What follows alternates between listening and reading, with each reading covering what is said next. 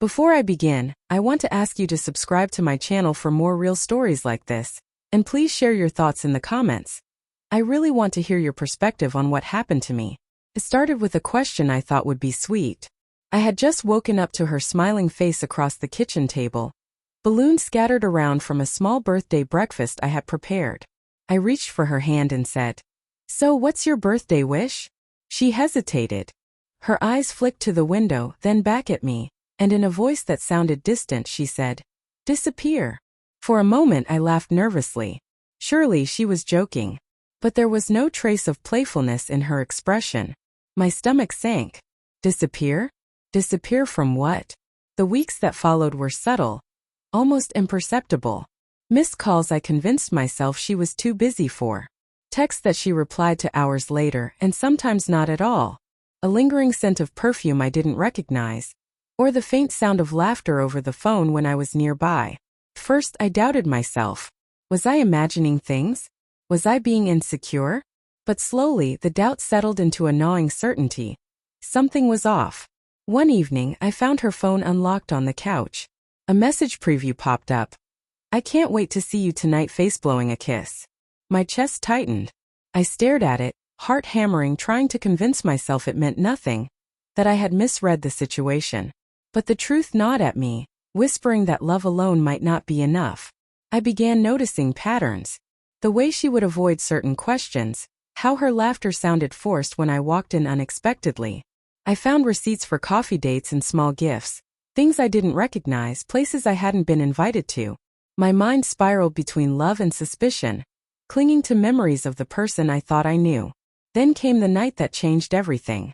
She left her laptop open while I brewed coffee in the early morning. Curiosity and fear collided as I glanced at the screen, and froze. There, in stark black and white messages, was the story I had been dreading. Long conversations with someone else, full of shared secrets, flirtations, plans. Every word felt like a blade carving through me. My hands shook. My heart pounded so hard I could hear it.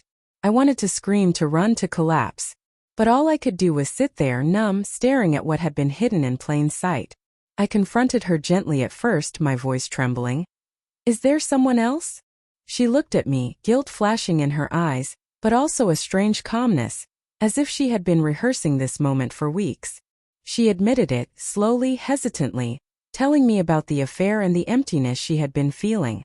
She spoke of emotions, confusion, and desires she couldn't contain. I listened, every word cutting me, but I also tried to understand, to hear the woman I had loved for years. For days I couldn't sleep.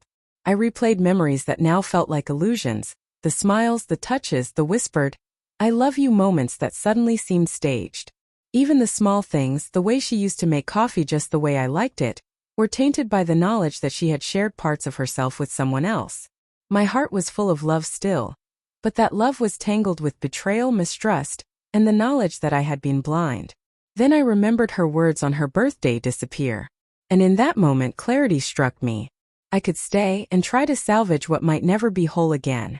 Or I could vanish, as she had said, taking myself out of the cycle of deceit, pain, and heartbreak. It wasn't about revenge. It was about survival, mine. I left a note, simple and unadorned. "I loved you. I still do. But I cannot stay where I am not trusted. I'm leaving for good." No drama, no yelling, no pleading.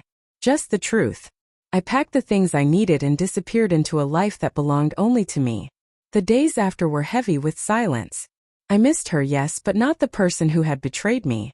I missed the memories, the warmth, the moments that were pure. And slowly, through the heartbreak, I began to rebuild myself. I realized that love does not justify staying where respect and honesty are absent. I learned that endings, no matter how painful, can also be beginnings. Weeks turned into months. I moved cities, changed routines, found solace in simple things. A morning coffee alone. A book that made me laugh. A walk through streets that no longer held the echoes of betrayal. And somewhere beneath the sadness I found a quiet strength. I had disappeared, as she had asked, but I had not vanished from myself. I had reclaimed my life, my dignity, my sense of self. I won't lie, sometimes I wonder if she thinks about me, if regret ever touches her. But those thoughts are fleeting. What matters is that I survived, that I chose to honor my own heart, and that I learned the painful but necessary lesson that disappearing isn't running away. It can be the bravest act of self-love. So if you've ever been betrayed, left, or felt like your love was not enough, I want you to know this. You have the right to vanish from what harms you, to protect your heart, and to rebuild in your own time.